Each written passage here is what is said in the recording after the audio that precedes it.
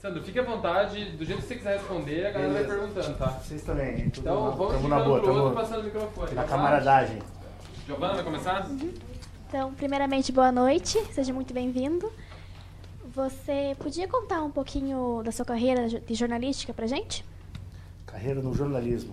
Bom, primeiro é um prazer participar aqui com vocês, muito legal, obrigado pelo convite. Eu, como vocês, fui aluno aqui dessa instituição, que é tão querida, né? E a minha carreira de jornalista, ela começou tardiamente, né? Ao contrário de vocês, que a maioria, imagino, tenha entrado muito jovem aqui, né? Como primeira opção, o jornalismo. Foi também minha primeira opção, quando eu tinha essa idade do vestibular, 18, 19 anos, mas eu acabei passando em Direito, e não passei em jornalismo, e como passei em Direito, achei que era uma boa, e me joguei, me formei em Direito, e fiquei dando umas cabeçadas no Direito, não era bem a minha, hoje eu consigo ver, né, que não é exatamente a minha vocação, né, talvez não seja, e depois de morar fora e fazer isso e aquilo, um dia eu me toquei assim, porra, eu realmente quero trabalhar com isso, sabe, e agora chegou uma hora aqui da vida, eu devia ter uns 28, 27 anos, assim, que eu vou fazer a faculdade, vou baixar minha bolinha, vou fazer a faculdade, vou fazer tudo que eu sempre quis, né.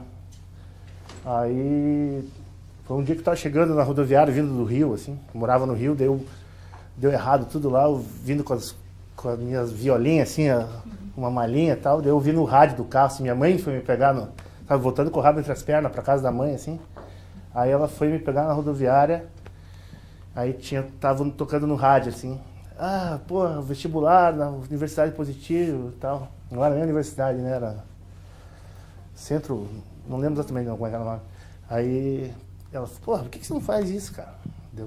As mães são sábias, geralmente são bem sábias, daí eu fiz, passei, entrei aqui, foi bem legal, foram 4 anos bem legais, e durante esse tempo eu fiz estágio na comunicação do governo, do Palácio, né? A agência de notícias do governo do estado, com uma equipe muito boa lá também, aprendi bastante. E daí a Gazeta abriu esse processo de trainee, né? Eu era acho que do 3º ano, fiz o teste lá, passei. Aí em 2009, fui fazer esse trainee na Gazeta e logo tinha os caras, meus colegas tinham ido cobrir a Copa das Confederações lá na África do Sul, a Copa do Mundo ia ser em 2010, né? E daí ficou umas vagas lá no esporte da Gazeta, os caras foram com a minha cara e me contrataram, né? E daí eu nunca mais saí, né? Estou desde 2009 lá na Gazeta. Trabalhei em várias editorias, comecei no esporte, como eu disse, daí logo passei para editoria de política. E foi bem legal, foi bem numa época bem quente, efervescente, que estava estourando a série dos Diários Secretos lá, que foi um novo momento aí do jornalismo paranaense, eu consegui participar bem daquilo. Depois fui fazer, daí rodei um pouco lá e na verdade fiquei muitos anos na política até que eu consegui chegar onde eu queria, que era no jornalismo cultural, né? Aí em 2012 eu entrei que era o Caderno G lá da Gazeta, daí sim achei que era a minha praia, assim, estou lá até hoje, de uma certa forma, né? Mas fazendo crítica de cinema e muito de música, né? Cheguei a escrever crônicas durante um bom tempo, lá tinha uma coluna para falar o que eu quisesse sobre música, então era aquilo que eu sonhava quando eu era moleque, assim, né? E é legal chegar perto do sonho que você tem quando é menina, né? Então, valeu. Daí agora eu tô nessa nova fase da Gazeta, o projeto lá é ter um guia, assim, de serviço, principalmente de shows, eventos, filmes, produtos culturais, assim, e eu sou o repórter que é o guia da Gazeta do Povo, né? Já tinha o guia, mas nessa nova momento da Gazeta deram uma vitaminada, assim, e eu sou o cara que estou ali fazendo as matérias sobre as coisas que estão rolando na cidade. Assim. E é basicamente, acho que é isso. Leonardo, você se sente realizado em sua carreira? Olha, essa é uma grande questão, né? Que acho que ninguém, acho que não tem que nem ter a pretensão de se sentir realizado nunca, assim, em nada na vida, né? Mas porque a gente sempre tem que ter fome, tem que ter vontade, tem que buscar, tem que achar que tem muita coisa para fazer ainda, né? Então, esse dia da realização nunca vai chegar e nunca tem que chegar, né? Tem que ser só a janela para o lugar para onde você quer ir. Mas, de uma certa forma, sim, né, como eu disse ali, quando eu era criança, assim, eu queria ou ser o Ozzy Osbourne, ou eu queria, daí quando eu cresci um pouco, eu pensei, tá bom, talvez eu não seja o Ozzy Osbourne, mas talvez eu queria ser o cara que entrevista o Ozzy Osbourne e escreve sobre a música dele, ou do Chico Buarque, de quem quer que seja. E acabei fazendo isso, né? Então, nesse ponto dá para dizer que é uma realização, e acho que num sentido maior, assim, é o seguinte, o jornalismo é uma coisa, é uma vocação, né? É uma coisa que você nasceu para fazer, ou não, né? Você pode ser um jornalista muito aplicado, correto, estudar bastante e tal, mas você tem que ter nascido com essa febre, com esse vírus, né? É um vírus, e nesse sentido, se você poder trabalhar com aquilo que é muito importante para você, assim, dá para dizer que é uma realização, né? Então, é uma carreira legal, assim, ela não é difícil que as pessoas enriqueçam no jornalismo, sabe? Que possam marcar férias em Aspen, essas coisas assim. Mas tem outras compensações, né? E principalmente essa pessoal, assim, de fazer aquilo que você talvez faça melhor, né? Você tem uma habilidade específica para fazer, você é talhado, você tem uma vocação, você é predestinado para fazer um negócio, imagino que seja, eu sei que vocês são, e quando você consegue fazer, parece que as coisas fazem sentido, assim, de uma certa forma. Então, mas realizado a gente nunca é, né? Nunca está e sempre está querendo mais, né? Mesmo eu que sou um cara que eu estou escrevendo minhas memórias, assim, sou um cara mais velho, obsoleto, assim, de uma geração que será substituída pela de vocês, assim, que bom, né? Para todo mundo. Eu ainda tenho lenha para queimar, assim, ainda quero fazer muita coisa legal. Mas eu sou feliz de trabalhar no jornalismo. Assim.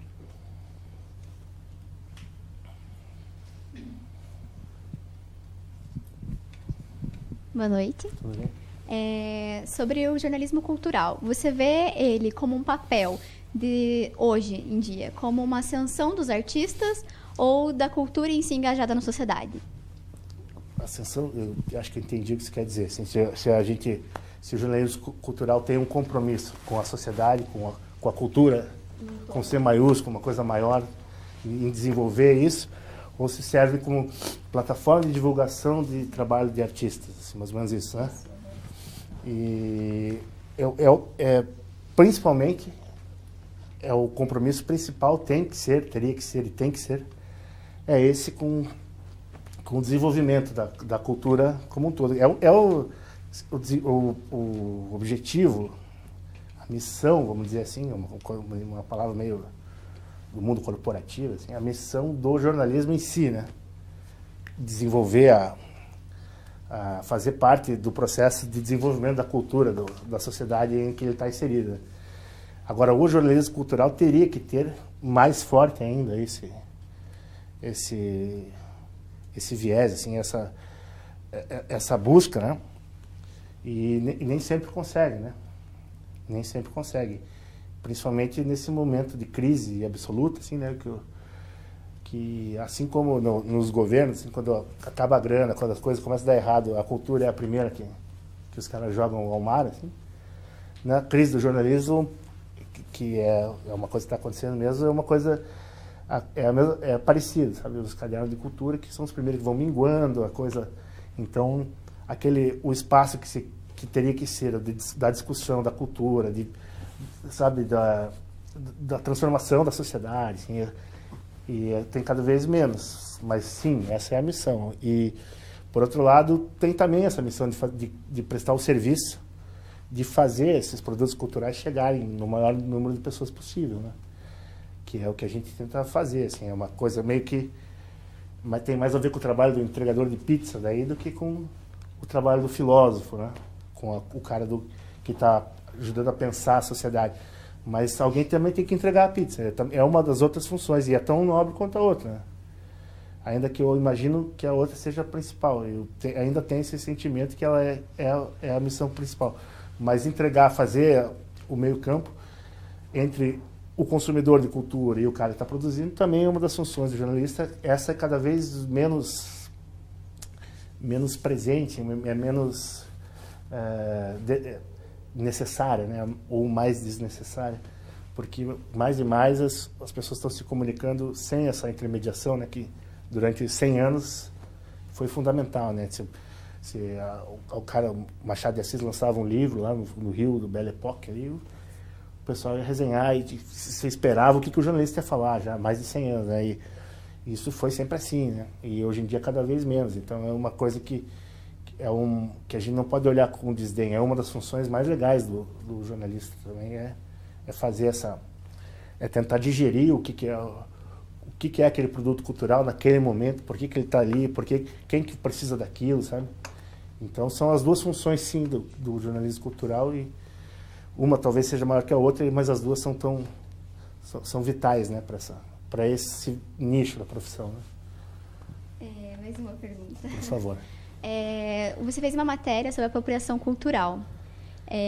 Como que você vê isso também como uma parte que ela faz bem para a sociedade?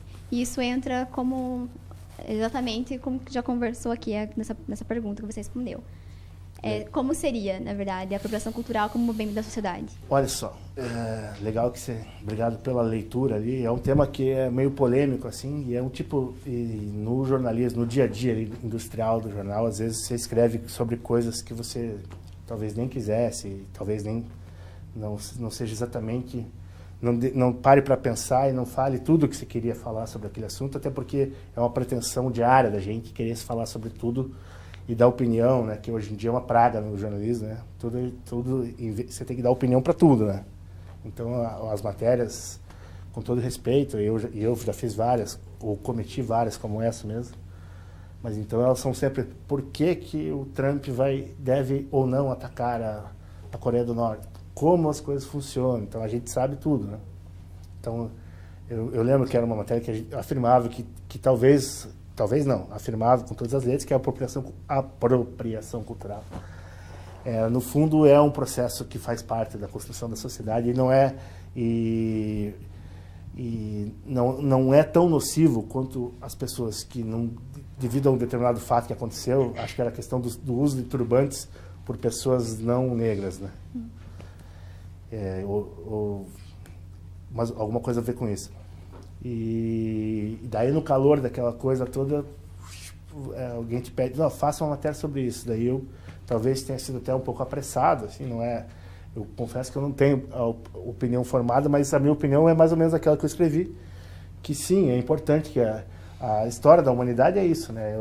É você aprender, deglutir, transformar, né? Então, por mais que as pessoas têm todo o direito de se sentir ofendidas com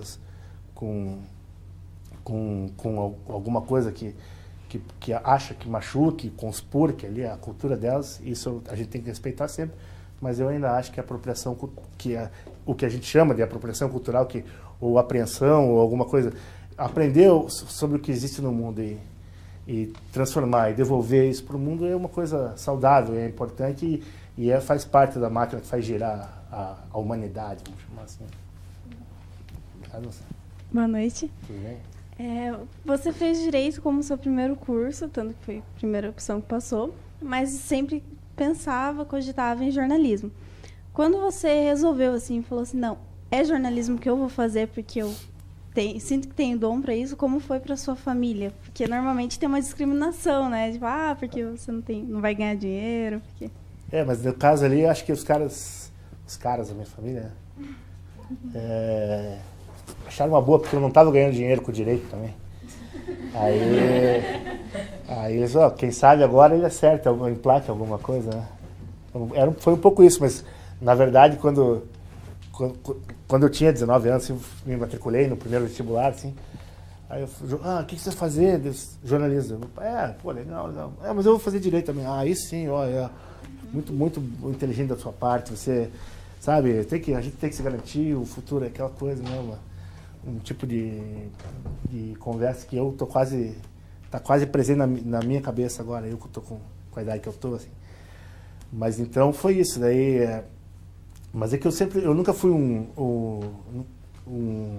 estudante de direito, depois no que eu trabalhei no ramo do direito, eu nunca fui aquele cara, o protótipo, né, daquele advogado, orgulho do papai, assim, o cara com talquinho, gravata, então, eu sempre fui meio boêmio, assim, meio maluco, e daí não era minha praia, sabe? Então eu sempre fui deslocado, sempre fiquei parecia um cara que, sabe, sempre fiquei desterrado ali no mundo do direito, né?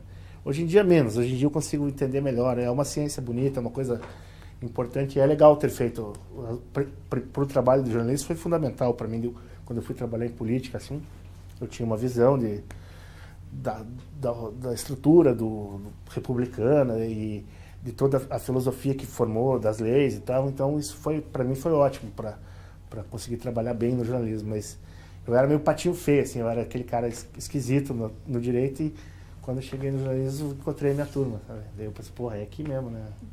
Aqui todo mundo é mais parecido comigo. Então foi... Mas a família, o legal é aquela que apoia, né? O cara sonha, gosta, quer fazer. A minha família, graças a Deus, é legal. Assim. Então, mesmo as maluquices que eu quis fazer, todo mundo, ainda que torcesse o nariz uma hora ou outra, todo mundo me apoiou sempre.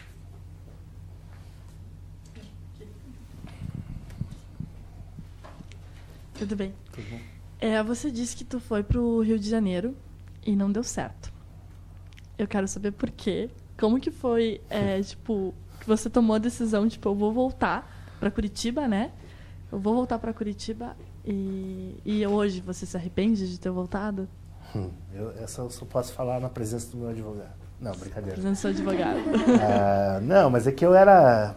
Aí que tá, eu arrumei um emprego lá no Rio e tal, e o Rio é aquela coisa, né? A Babilônia, tem muito de tudo, né? E a gente pode ser... Tem muita oportunidade, mas também tem muita coisa. E eu fiquei, eu acho que quase 2 anos lá, mas não me arrependo, não. E foi bem bonito. Mas eu passei meio... Daí eu perdi o emprego, fiquei meio pra lá e pra cá, tentando fazer alguma coisa e tal.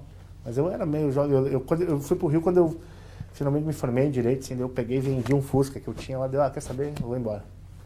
Aí fui, e fiquei, morei aqui, ali, arrumei um emprego aqui, ali, fui... Foi, como pessoalmente, foi uma experiência legal, né? Hoje em dia talvez não tivesse a coragem e a saúde para fazer todas as coisas que eu fiz lá, né? Muitos erros e alguns acertos. E assim como acabei voltando e me encontrando aqui na carreira de jornalista, e também não posso reclamar, sou feliz. Gosto pra caramba do que eu faço, então. Mas foi legal, assim, que eu saí do Rio meio... por baixo, assim, né? Tem aquela coisa do Up and Down in London, né? O livro do George Orwell, por cima, na boa e na ruim, né? Então eu fiquei na boa menos tempo e muito tempo na ruim lá no Rio, né? Aí depois que eu entrei na Gazeta, comecei a trabalhar e tal. Aí o Obama veio fazer a visita dele aqui no Brasil e precisava que alguém fosse cobrir lá, e fui eu, né? Então daí quando eu morei lá no final, eu morei em pensãozinha, morei nos balança mas não cai, assim, e fui embora meio cabisbaixo, assim. Mas daí voltei como jornalista, daí já fiquei lá no Sheraton, em Copacabana, daí fomos no coletivo do presidente dos Estados Unidos, sabe? Então daí, essa volta por cima, eu lembro que essa sim foi legal, sabe? Olha só, como eu fiz a opção certa, ficou claro pra mim, sabe? Eu lembro que eu gostava de ir num restaurante lá, no Café Lamas, que é um restaurante tradicional do Rio, que tem 140 anos, assim. Aí eu ficava lá, pedia 2 chopp, assim, ficava vendo o jogo de futebol ali, com dinheirinho para pagar 2 chopp, e fazendo render, assim, para dar o tempo, para ficar ali. Quando pedia uma comida, pedia mais barata do cardápio ali, só para fingir que só para poder estar ali, né, que é um lugar que vai os artistas, assim, os caras do samba, que eu gosto pra caramba. Aí depois poder voltar lá, aí tranquilo, cabeça erguida, pedir o que quiser, assim, né, não que... Mas, sabe, eu lembro que foi um momento legal, assim, na vida. Ali ficou claro para mim, assim, que a opção certa era essa, pô. E foi legal, foi massa essa cobertura do Obama, assim, que no outro dia ele ia na Cidade de Deus, né, que é uma comunidade lá na zona oeste do Rio. Aí a gente foi, enquanto o meu colega Albari Rosa, lá, o fotógrafo, foi cobrir o Obama, dar tchauzinho lá no aeroporto, eu pensei, não, eu vou lá na Cidade de Deus, né? Vou lá ver qual que é sentir a temperatura lá, investigar o terreno e tal. Daí eu falei com umas pessoas, eu vi, talvez ele venha por aqui, vai para lá, talvez ele... Então, já falei com os moradores lá, amanhã a gente vai voltar aí e tal. E bem na aposta que eu fiz, assim, que ele ia aparecer ali e tal, aconteceu, né? Então, Eu lembro que consegui fazer um vídeo, presidente, eu até falei, senhor presidente, isso aqui, e foi bem massa. Então, que bom que você perguntou isso, que fazia tempo eu não pensava nisso, mas nesse dia para mim ficou claro, assim, que seguia o meu instinto, assim, seguia o ideal que eu sempre tive, foi a melhor ideia que eu... E acho que deve servir para todo mundo isso também.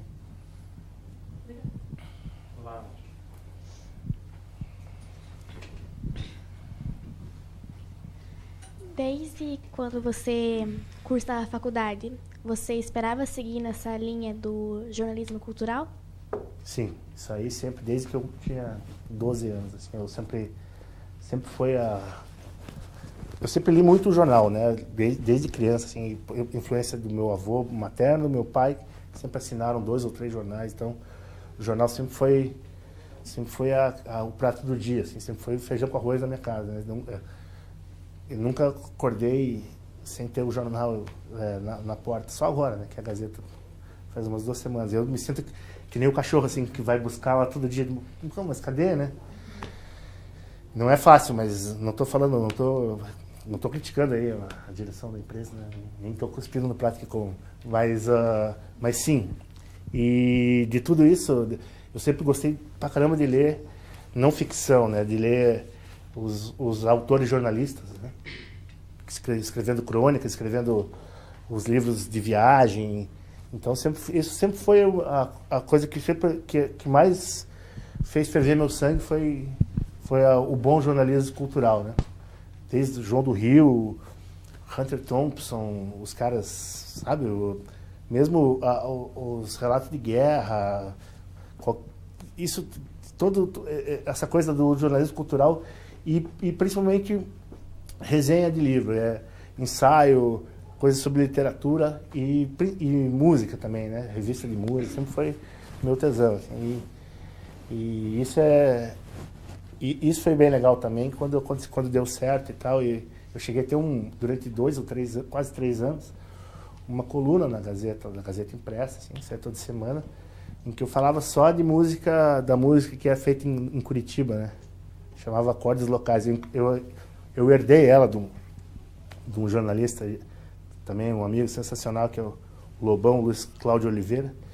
E então, imagina a liberdade de fazer isso, sabe? É uma coisa que se adora, né? Eu escuto música, convivo com essa coisa da música desde criança, desde sempre, assim, é uma coisa que para mim é tão importante como água, né? E poder escrever no jornal ali sempre e tal, e ser de alguma forma relevante, nesse caso ali, também cumprindo talvez uma missão de mostrar assim, as coisas que às vezes não são tão óbvias. Então isso sempre foi onde eu quis chegar. E já teve alguma vez que você não escreveu sobre cultura? Teve outro assunto que você escreveu? Sim, muito sobre política. Eu fiquei anos trabalhando como político, futebol, esporte. No jornal você tem que fazer tudo, porque numa redação de jornal, né, do jeito que é a Gazeta até hoje, né, que a Gazeta vai fazer 100 anos, né, a gente, além de circular e ser saudável, que você passe por todas as editorias, você faz esses plantões, né, então um colega, o jornal não para, né, mas a jornada de trabalho é de segunda a sexta, então faz um esquema de revezamento, então no dia do plantão você pode falar sobre tudo, né, desde o que tiver acontecendo na cidade, né? Você fica ali esperando o que aconteceu, você tem que cobrir. Então, nem que seja o acidente. Eu lembro que eu cobri o acidente lá, foi aqui perto, né, do deputado Ribascalho. Então, cobri isso aí e várias outras coisas que você tem que... O jornalista na redação do jornal é um soldado com o uniforme do exército na trincheira lá. Se os russos vierem atirando, você tem que atirar. Não interessa, eu sou da cultura. Não é, cara. Você vai lá e acabou, né? E isso, no fundo, é bem legal. E é uma das partes excitantes desse trabalho maravilhoso. Muito obrigada. Como você acha sobre o jornalismo esportivo? A maneira como eles cobrem? A maneira como é o jornalismo esportivo no Brasil, sim? Ou no jornal que eu trabalho? O jornalismo esportivo é um dos caminhos, né? Enquanto o jornalismo está em uma crise, né? Crise, né? No sentido exato da palavra, assim, você consegue perceber que existe um modelo antigo que está acabando e vai surgir uma coisa nova que ninguém sabe exatamente o que é, né? Mas então, nesse caso, você pode ou ficar chorando porque acabou aquele modelo, ou então você pode ver que tem uma porrada de possibilidades se abrindo, assim, né? Então, nesse momento que isso está acontecendo, parece que o jornalismo esportivo é o ramo do jornalismo que está conseguindo se manter numa viés crescente, né? Os caras, você vê, tem quantos canais dedicados ao esporte, fazendo programas 24 horas por dia, né? Tem muita gente empregada no jornalismo esportivo, mas agora que você perguntou, eu vou falar, então. Eu ando meio quase falei um palavrão aqui, mas eu me aborrece um pouco, assim, é muita pouca reportagem, né? Muita falação, muito palpite, né? Então, o jornalismo esportivo hoje parece um grande boteco em que todo mundo fala o tempo inteiro sobre tudo e sobre os mesmos assuntos, esgota requenta o arroz, assim, troca 3 vezes a água do arroz para falar sobre a mesma coisa. Sabe, se você liga, principalmente na TV, né?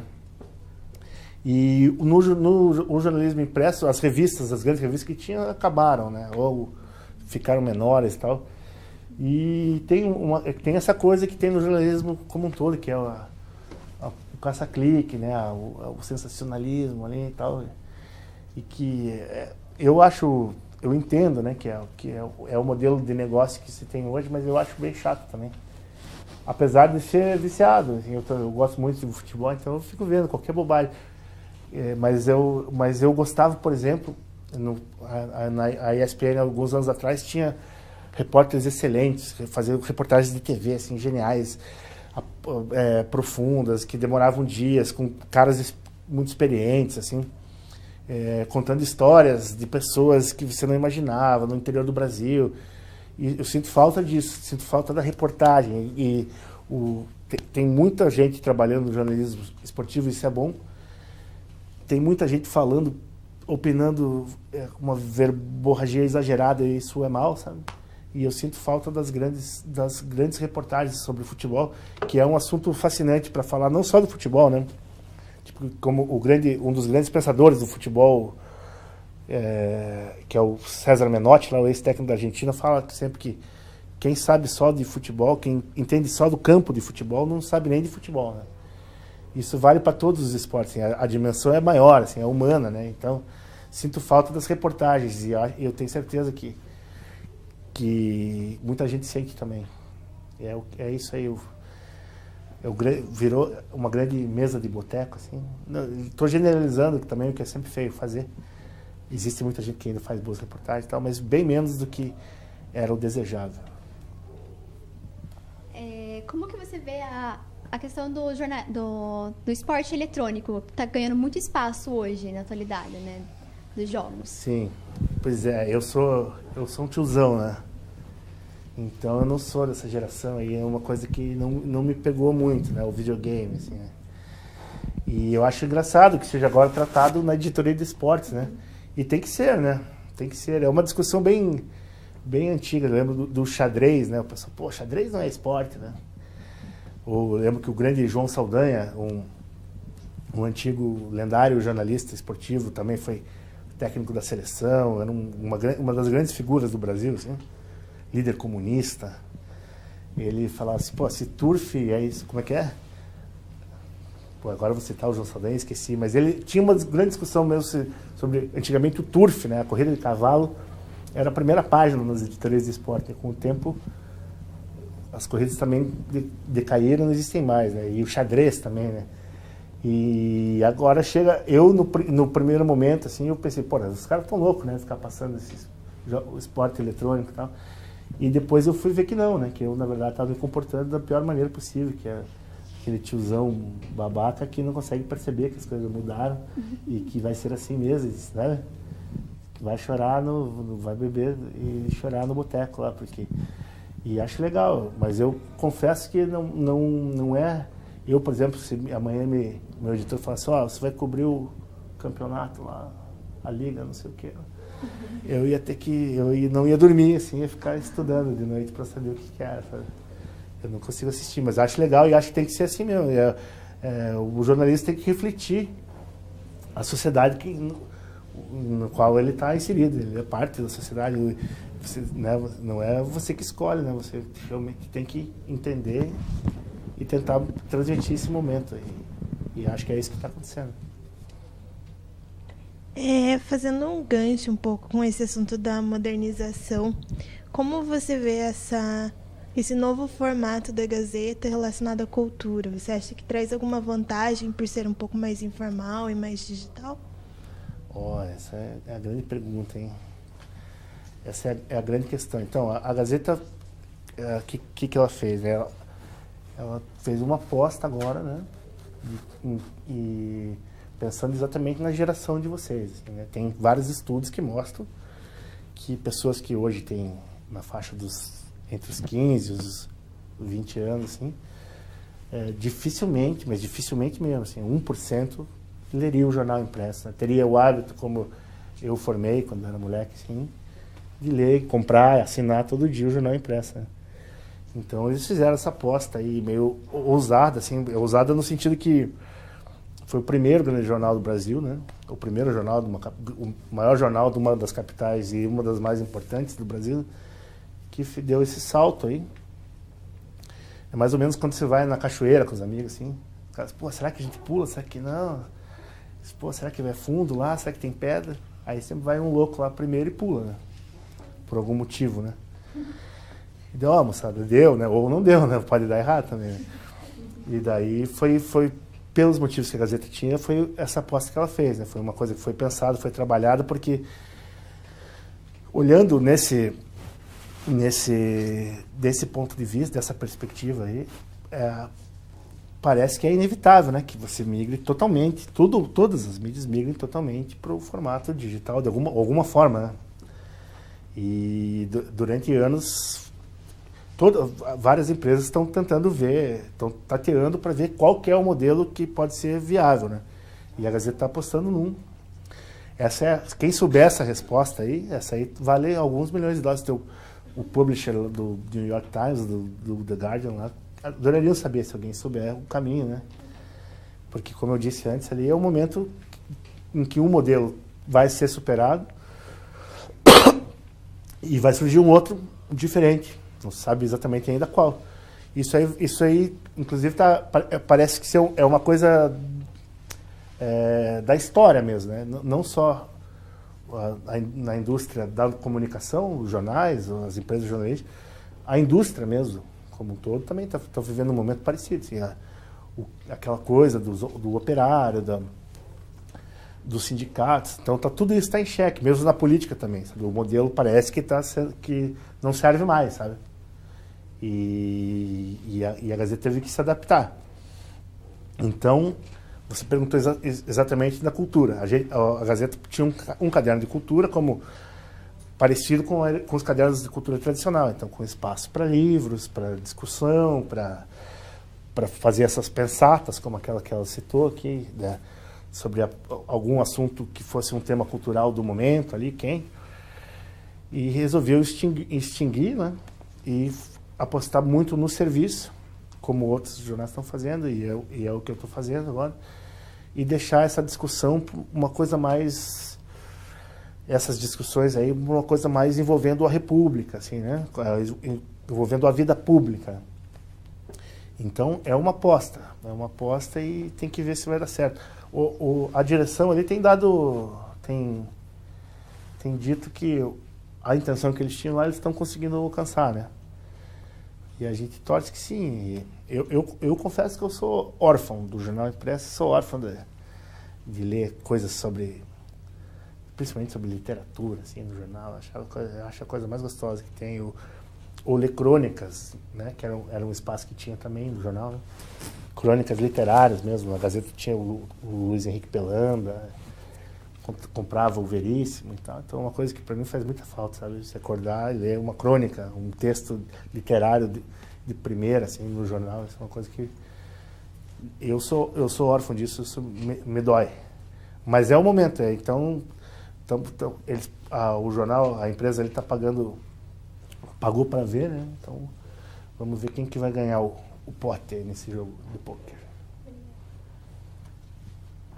Quando você mencionou que o direito ele te ajudou muito no meio jornalístico, quando você trabalhou na linha editorial sobre política. Foi um dos motivos que te ajudou a cobrir a cobertura do Obama? Ter feito direito? Ou... Não, o do Obama, o que ajudou principalmente foi falar inglês bem.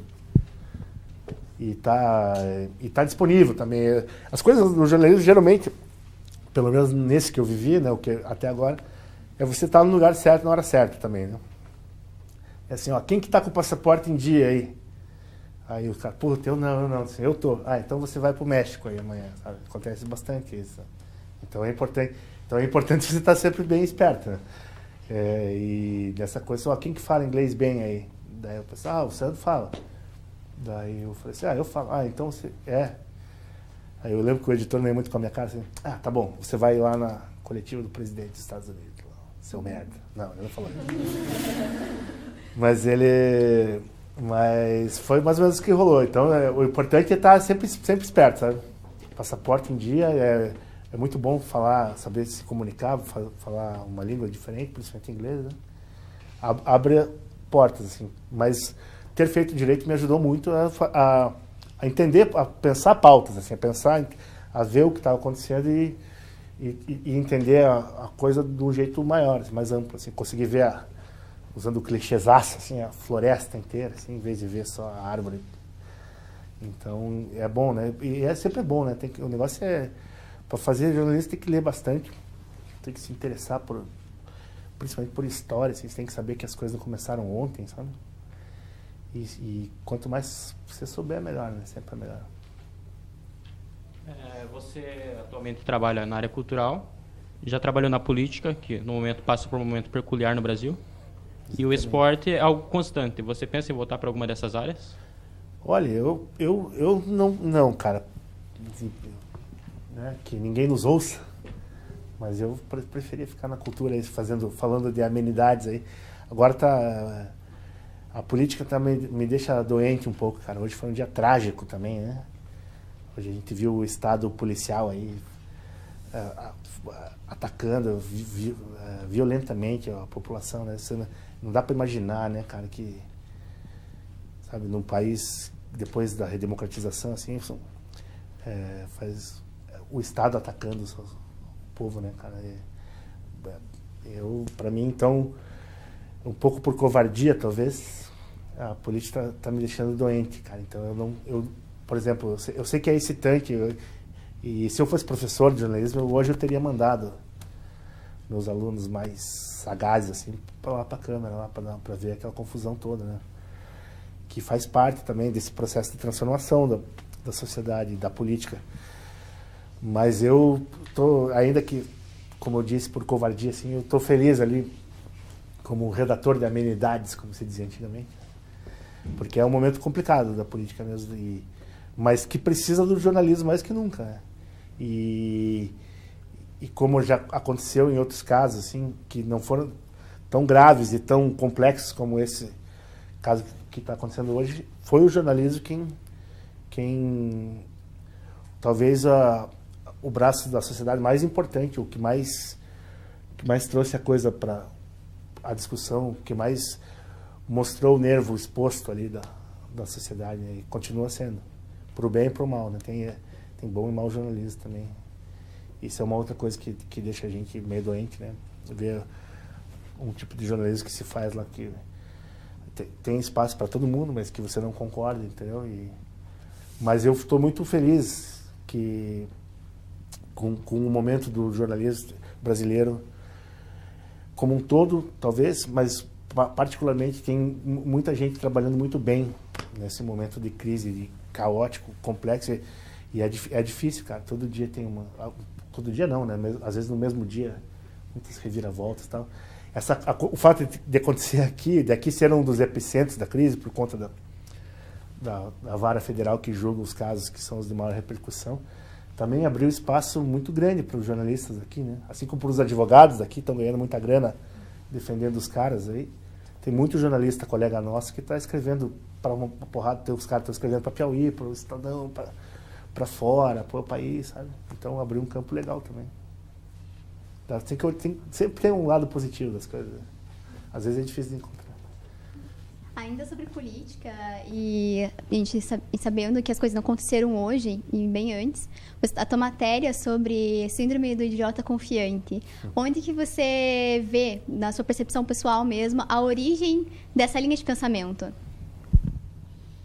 Que as pessoas fazem essas pessoas como heróis da sociedade. Legal, Então, essa matéria aí foi um dos grandes sucessos aí da minha história recente, assim, foi uma das mais lidas, né? E eu fui xingado. Nossa, é bem divertido você ler os comentários de uma matéria dessa. Tinha mais de 700 comentários, né? E acho que e nesse caso muita gente me elogiando, mas geralmente você é xingado, assim. É bem engraçado. Mas isso aí é um conceito da psicologia, né? Uma coisa que eu li num artigo de um... Puta, me escapa o nome do cara, de um pesquisador americano que falava que criou essa coisa do síndrome do idiota confiante. Que é o cara que, quanto menos o cara sabe, mais certeza ele tem, né? E ele relacionava isso com a política e via nos eleitores do Trump lá uma coisa, porque o Trump, já na campanha e durante a vida pública dele, como apresentador e tudo, ele apostava nisso, né? Como diz, assim, quem aposta na estupidez humana geralmente consegue ganhar. Mas ele postava nisso, falava coisas absurdas, assim, fazia promessas impossíveis, usava dados falsos, forjados e tal, e as pessoas acreditavam com uma certeza, uma loucura, né? Com um certo fanatismo, acreditavam que aquilo é verdade, e é exatamente o conceito lá do idiota confiante. E e eu consigo perceber isso também no tipo de gente que apoia políticos populistas e tão descompromissados com a realidade, como o deputado lá que eu citei junto no título, né? Que é o deputado que foi militar e tudo, né? E ele tem como as piores pessoas para você provocar nesse jornalismo digital é fã de heavy metal, torcedor de futebol e fã do Bolsonaro. São as tribos de onça, assim, que se cutucar com a vara curta, que ficam mais raivosas, assim, né? E tem muito pessoal pago também, político, tem muito pessoal que trabalha com isso, né? Que é um campo do jornalismo também hoje em dia, né? Se fazer esse terrorismo nas redes sociais. Então os caras ficam te perseguindo e qualquer deslize que você comenta ali, o cara que falou do Bolsonaro, que é o maior safado, o cara dormiu na rua, o cara não sei o quê. Mas foi isso, eu agradeço a leitura, eu vi que você fez a lição de casa e é assim que tem que ser, né? Mudando um pouco de assunto, indo um pouco mais para os seus projetos pessoais e vida pessoal também. Quando eu era adolescente, eu ia muito no Empório assistir Reles Pública. E eu lembro que num determinado momento, assim, uns anos atrás, existia a história de que você estava escrevendo uma biografia, a história da carreira deles. Para onde foi esse projeto? Você tem... Com muita alegria, Luiz, eu posso dizer que tá a pleno vapor aí, vai sair agora em 89, né? A gente conseguiu uma editora e tudo. 2019. Quando se completar, então, essa linda efeméride, que são os 30 anos da Reles Pública, né? Então, na comemoração dos 30 anos vai sair o nosso livro aí, que tá nos finalmente, como se diz, me dá bastante trabalho, mas tem me dado grande prazer, assim, eu tô fazendo uma coisa que realmente eu sonhei, e que é um caminho também para o jornalismo, né? Que é o cinema documental, o audiovisual, né? Documental, e a literatura de não ficção, né? Biografia e tal. Bom, foi feito meio na base da guerrilha, né? Mas é que, como eu sou também muito ligado aos caras, eles escolheram que que eu talvez fosse o cara certo para escrever. E daí a gente foi atrás. Então, no caso da Hélice, tem sorte que o Emanuel Moon, né, o baterista, ele é um cara muito cuidadoso e guardou tudo, desde os primeiros flyers, as agendinhas que ele fazia, marcando os shows, prestação de conta, milhares de fotos. Então tem vídeo pra caramba. São 30 anos, né? Então tem uma porção de coisa e então o que eu fiz? Eu primeiro entrevistei eles, a família, o pessoal que conviveu, né, na cena, quem conhece e tal. É porque a trajetória deles é muito, dramaticamente, é muito legal, né? Eles têm uma banda que um dos integrantes morreu muito jovem, eles tiveram altos e baixos, foram para uma grande gravadora, botaram a cabeça para fora aqui de Curitiba, depois caíram, depois o vocalista fez um crossover ali, né? Virou sertanejo, e foi aquela, então, como matéria jornalística, assim, é bem interessante, né? Tem vários pontos para você explorar. E daí muita pesquisa em livro, né? Qualquer notícia que saiu no jornal, eu fui no arquivo da Gazeta lá, isso eu ainda estou fazendo, né? Nesses 30 anos saiu muita coisa, em todos os jornais, em revistas do Brasil inteiro e tal. Então esse tipo é um trabalho, é uma coisa que dá bastante trabalho, mas é bem gostoso de fazer. E a gente tá, se os deuses do rock aí tiverem de bom humor, assim, vai sair, sim, no começo de 2019, comemorando os 30 anos da Hélice, o livro Capazes de Tudo. Boa noite. Recentemente você escreveu em uma coluna da Gazeta sobre o gordo ágil e os pontos positivos de uma pessoa mais avantajada. Você teve alguma inspiração, além dos artistas escritos no texto? Tive em mim, né? Em mim mesmo. Essa foi uma crônica divertida, assim, que eu gosto muito de ter escrita, assim, que é uma figura peculiar aí da fauna urbana, né? Que é o gordinho que é ágil, sabe dançar, né? Eu acho que foi quando o Atlético contratou o Walter, que é um jogador também que é rechonchudo, assim, e no primeiro momento ele estava fazendo sucesso aí. É um cara muito simpático, assim, então, mas daí era uma brincadeira que eu sempre fazia nos bares, assim, nos botecos, o gordo ágil ali. E principalmente em festa, assim, né? Quando festa, casamento e tal, quando a coisa descamba pra pista de dança ali, sempre tem um gordinho mais assanhado, né, que dança bem.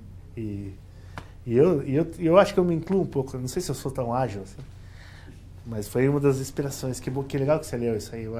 É uma das crônicas que eu gosto, assim. Inclusive foi publicada numa coletânea aí do jornal literário Relevo, que aliás é uma das publicações mais honestas e interessantes aí de literatura do Brasil, né, dá para dizer, e é feito por um ex-colega nosso aqui, o grande Daniel Zanella.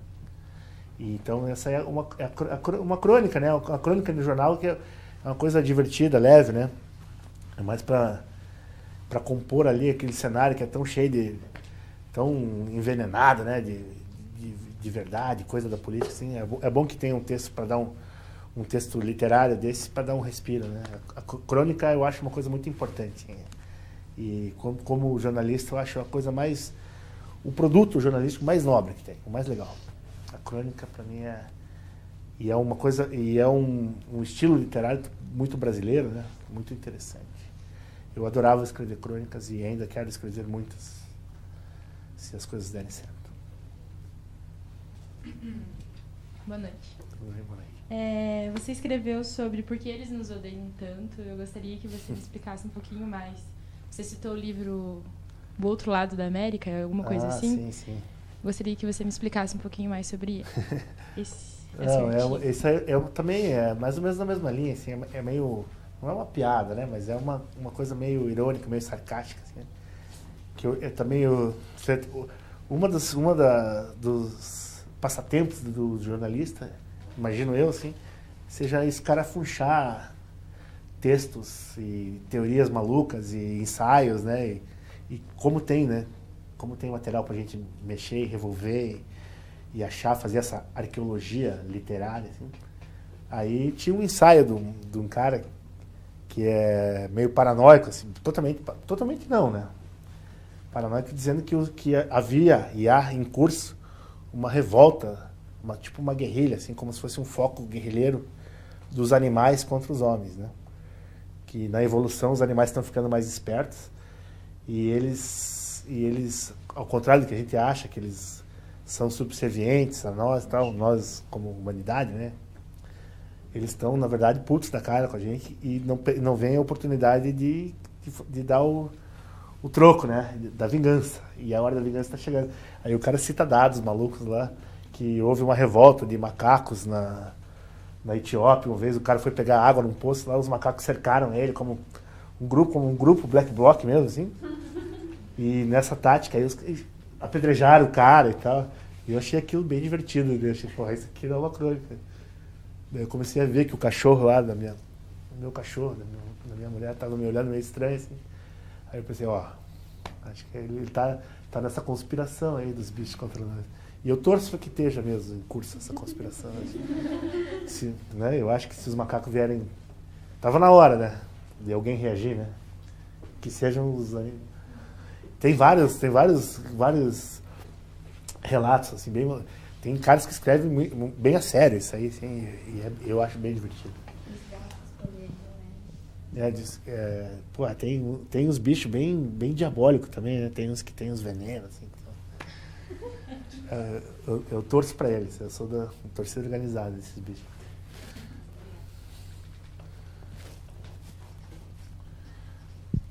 Você já falou que lia bastante desde criança, e foi desde lá que veio seu amor pelas crônicas?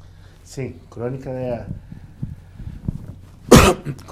é o gênero literário brasileiro por excelência, né? Falam que a jabuticaba, né, uma coisa que só existe no Brasil, é uma meia-verdade isso.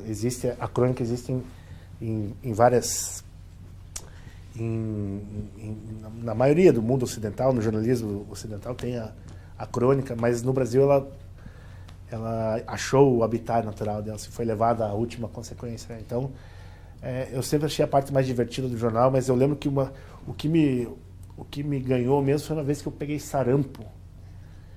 E daí eu tinha que ficar de quarentena, você tem que ficar num quarto lá como se fosse a tia louca lá. O pessoal só passa a pizza por baixo da porta para ninguém falar com você, deixa um prato ali, né? E bate, tá aí, ó.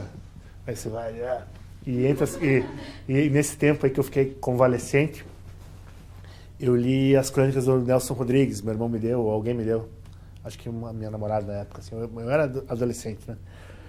E li as crônicas do Nelson Rodrigues que nos anos 90, metade dos anos 90, a Companhia das Letras reeditou e lançou, organizados pelo Rui Castro, assim, né? Então eu, que já tinha lido alguma coisa ou outra, fiquei um mês lendo tudo do Nelson, todas as crônicas do Nelson Rodrigues que ele escreveu para o jornal, e aquilo foi o ponto de não retorno, né? Foi o momento, a epifania, né? Porra, é isso aqui, né? Isso aqui é tudo de bom, né? E daí foi, a partir de... Já era um hábito, assim, já era uma fome que eu tinha, a partir de então virou uma obsessão, né? Virou uma coisa que eu mais gosto. E no Brasil é ótimo, né? Você tem cronistas sensacionais, né? Vamos citar 5 aí, o Paulo Mendes Campos, o Humberto Werneck, que é o mestre aqui no momento, né, vivo, mas o Luiz Henrique Pelanda, que é aqui de Curitiba, que é sensacional, o Cristóvão Teza escreveu anos na Gazeta também, crônicas deliciosas, e por aí vai, o próprio Rui Castro, que também é um ótimo cronista, tem o Antônio Prata, o filho Mário Prata, também escreve na Folha, umas crônicas sensacionais, então é legal quando você gosta de uma coisa e ela tem em abundância, né, na natureza. Você pode fazer a coleta, né, que os índios faziam, dessa grande jabuticaba literária. Mais uma pergunta que veio de um professor. De um ex-professor seu. Como você se firmou nessa área jornalística? Quem que fez essa pergunta? Witschuk. Eu agradeço a pergunta do mestre Luiz Witschuk, que brigava comigo porque eu chegava atrasado. Eu tentava explicar para ele que não era fácil. Eu estava trabalhando no jornal lá, né? Aí eu tinha que entregar meu trabalho lá, pegar o ônibus e chegar mais ou menos essa hora que eu cheguei hoje, né? E ele não aceitava, ele se achava desrespeitado, tinha que fazer aquela coisa. Mas depois de alguns embates, assim, ele acabou me entendendo. E eu, toda vez que tinha aula dele, também me esforçava para chegar antes, né? Mas como que eu consegui me firmar na profissão? Porque sendo, como ele, assim, um apaixonado pela profissão, né? Isso é o que ajuda, assim, parece bobagem, parece filosofia barata, assim, mas no fundo não é, sabe? É uma profissão difícil que não é para qualquer estômago, assim, então ajuda a ser apaixonado por ela, né? E talvez com algum você tem que dominar as ferramentas dela, né? Principalmente a língua portuguesa, né? Que é a matéria-prima. Você ajuda também se você souber lidar com a língua e tem que ter vontade, né? O jornalista tem que ser um cara instigado, um cidadão instigado, como aquela interessante banda de Pernambuco, né? Você tem que ter vontade, tem que ter tesão, né? Numa falta de uma palavra melhor, assim, de buscar, tem que ser um cara inquieto, sabe? E eu acho que isso é uma característica que eu tenho. E sim, fui muito ajudado também pela faculdade, pela universidade, por professores como o Vichuk, né? E outros professores bem legais que a gente teve aí. Apesar de eu acho que em alguns tempos perde-se muito tempo, sabe? O mais legal do jornalismo é estar na rua. Hoje, por exemplo, eu entrevistei uma cantora curitibana que eu acho sensacional, Janine Matias. Fui num café, encontrei ela falou da vida dela, do trabalho dela e tal. Eu fui correndo para a redação, escrevi. Isso é essa coisa do diário, assim, de você ter uma ideia, fechar um ponto, ouvir o que as coisas estão dizendo, assim, e tentar entregar da melhor maneira. Então, ser apaixonado por isso é o que, de alguma forma, me fez me firmar na profissão, se é que eu estou firme, né, na profissão, se é que eu consegui me firmar. A gente está sempre surfando, né? Mais uma pergunta dele. Você acha que o jornalismo desta área cultural está em falta? Tá. Como eu disse para a Luísa, que me perguntou, né? Eu acho que sim. Acho que estamos num momento aí, estamos todos órfãos do jornalismo cultural, como a gente conheceu, mas talvez seja aquilo que eu disse também, que talvez seja um novo momento que está surgindo aí. Então, o que sempre foi, talvez nunca volte a ser, né? E o que vem não se sabe, como diz o samba da Portela. Mas eu acho que sim, eu acho que tem muita coisa da cultura brasileira, da cultura com C maiúsculo, como ela bem disse, que a gente não está conseguindo que o jornalismo não está conseguindo dar conta. E eu, como sou um otimista, né? O brasileiro tem que ser otimista sempre. A gente já nasce com todos os nãos, né? Se não for otimista, eu tenho certeza que a geração de vocês aí vai saber dar conta disso melhor que a minha. Existe uma tabela de visualizações na Gazeta sobre quantas visualizações teve a sua matéria. Você acha que, de certa forma, prejudica na hora que o jornalista vai publicar, se preocupando muito com ela? Se você se preocupar muito com ela, prejudica. Se você quiser só agradar, se você quiser chegar num determinado, estipular uma meta de cliques lá para fazer a tua matéria e só se preocupar com isso, acho que prejudica e mais que prejudica, perverte, assim, acaba com a ideia do jornalismo, você está fazendo outra coisa. Então, ainda que todo mundo, e eu às vezes também já tenha feito, assim, primeiro, você tem que ter essa preocupação, né? Afinal de contas, você tem que ter essa obsessão pela audiência. O que adianta você fazer um texto que ninguém vai ler, né? É um contrassenso, sempre foi, né? Mas essa coisa de buscar o clique a qualquer preço, isso não é para mim, né? Então, se o jornalismo for para esse lado, for virar só isso, aí vai ser o dia que eu vou pular fora. Sobre a sua passagem acadêmica aqui na Universidade Positivo, você é bem lembrado como uma pessoa muito quieta. E inteligente, que foi como o Vichuk, né, te apresentou, e sempre fugiu muito do padrão daquilo que a gente vê no jornalismo, né? Você teve algum receio em algum momento da tua vida, na sua vida acadêmica, de não conseguir atingir a sua carreira do jornalismo por fugir justamente desse padrãozinho do jornalismo? Pode ser que eu fuja do padrão, mas talvez eu seja de um padrão mais antigo, assim, né? Aquele o jornalista boêmio lá do tempo dos anos 60, do Pasquim ali, né? O pessoal ficava tomando chopp lá em Ipanema e tal. Talvez seja mais desse padrão, assim, mas eu era mais velho, né? Aqui, então isso já era um problema. Um problema não, né? Mas era um fato, uma circunstância. E talvez eu fosse meio na minha, assim, mas eu acho que no fundo eu era um aluno, era legal. Foi legal, assim, era legal que eu convivia muito com gente mais nova, assim, aprendi bastante, assim, aprendi a ser mais humilde também, aprendi um monte de coisa.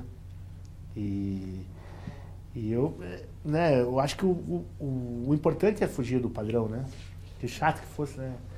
Que bom que eu fugi do padrão, assim, eu nunca quis ser, nunca me imaginei também dentro de nenhum padrão. E quando falo em padrão, para mim, quando eu vejo, quando eu percebo uma coisa dessa, a primeira vontade que eu tenho é quebrar, né? Obrigada. Eu que agradeço. Eu estava esperando para perguntar.